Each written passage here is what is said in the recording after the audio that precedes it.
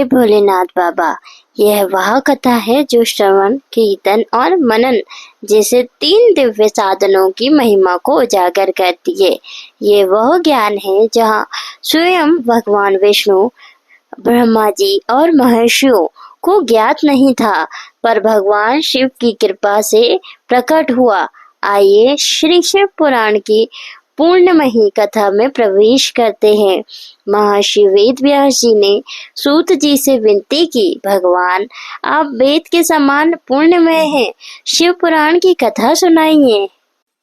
सूत जी बोले, हे ऋषियों, भगवान शिव का स्मरण करके वेद सार स्वयं रूप शिव पुराण की अमृत कथा का रसपान करो।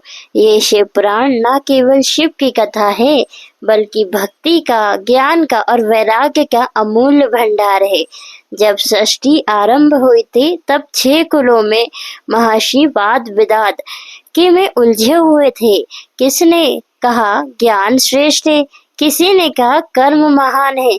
जब समाधान नहीं मिला तो वे सब ब्रह्मा जी के पास पहुँचे और पूछने लगे, हे प्रभु, सच्चे परम तत्व कौन सा है? ब्रह्मा जी ने कहा, हे महर्षियों, यह संपूर्ण जगत ब्रह्मा जी, विष्णु जी, रुद्र और इंद्र से संयुक्त है, परंतु देवों के देव महादेव भगवान शिव जी ही आदि और अंत है।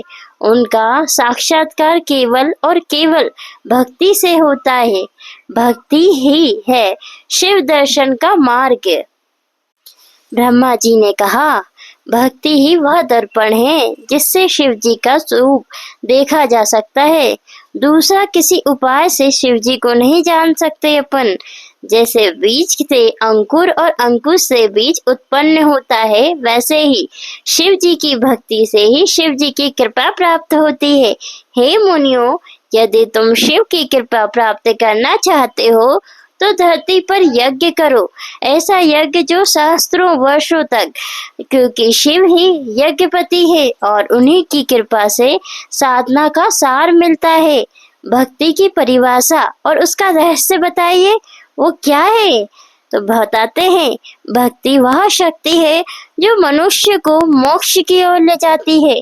जिसे शिव जी के चरणों से प्रेम हो, जिसे फल की कामना ना हो, जो केवल शिव जी के लिए जिए, वह सच्चा भक्त कहलाता है। ना कर्मणा, ना प्रज्ञा, ना धनन्य, केवल भक्ति से ही शिव प्राप्त होता है। जो भी साधक अपने कर्मों के फल को शिव के चरणों में अर्पित करते हैं, वही भगवान शिव जी को प्रिय होते हैं।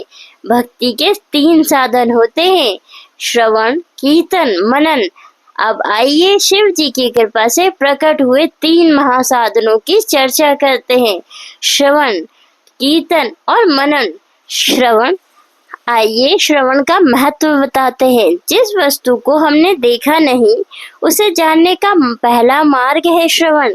गुरु के मुख से भगवान की कथा सुनना ही सबसे पहला साधन है।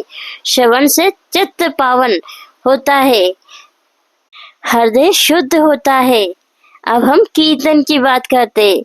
भक्ति वाणी से भगवान की स्तुति करना। जब हृदय भर जाता है तो वह प्रेम वाणी बनकर निकलता है।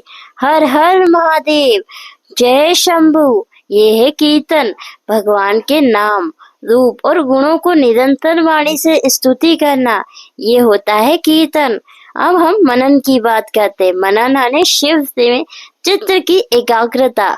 अब आता है तीसरा और सबसे सूक्ष्म साधना, मनन। भगवान शिव के रूप, लीला और उनकी कृपा का निरंतर चिंतन करना। दिन रात जागते सोते बस शिव जी ही शिव जी, यही है मनन। जो मन में मनन करता है, वही शिव के हृदय में समा जाता है। साधक की यात्रा से कैसे भक्ति से मोक्ष मिलता है, वो भी जानिए। श्रवण से कीर्तन, कीर्तन से मनन और मनन से शिव के दर्शन होते। ये है साधक की यात्रा। साधक था निष्काम, निर्धन, पर शिव भक्त था। उसने कभी शिव जी को देखा नहीं था, पर हर शाम शिव जी का कथा सुनता। हर सुबह ओम नमः शिवाय का जप करता और दिन भर शिव जी का स्मरण करता। एक दिन शिव जी स्वयं उसके द्वार आए, उसे गले लगाए और बोले, भक्ति में ही मेरा वास है। यही है भक्ति का प्रतिफल। शिव पद की प्राप्ति, मोक्ष का द्वार और आनंद की प्राप्ति। तो हे भक्तों, यदि शिव की कृपा चाहिए तो केवल एक मार्ग है। श्रवण करो, शिव की कथा करो, कीर्तन करो और उनके नाम का जप करो और मनन करो उनके रूप व लीला का, क्योंकि यही है त्रि साधन जो अंततः शिव से मिलने का एक मार्ग है। अब शिव जी की वाणी। शिव जी कहते हैं, मैं दूर नहीं हूँ, बस हृदय में हूँ। आंखें खोल के तो देखो मेरे भक्तों, मैं वहाँ पहले से बैठा हूँ। अब इस पवित्र कथा के अंत में हम सब मिलकर भगवान शिव का ध्यान करेंगे, उनके नाम का जप करेंगे। ओम नमः शिवाय, ओम नमः शिवाय, ओम नमः शिवाय। हे भोलेनाथ, हमें श्रवण की शक्ति दो, वाणी में कीर्तन की भक्ति दो और हृदय में तुम्हारे मनन की स्तुति दो। हर हर महादेव। आप लोगों को कथा अच्छी लगी हो तो लाइक करें और शेयर करें और सब्सक्राइब करें हमारे चैनल से। हो हाँ, ऐसी कथा सुनने के लिए हमारे चैनल से जुड़े रहिए। Thank you.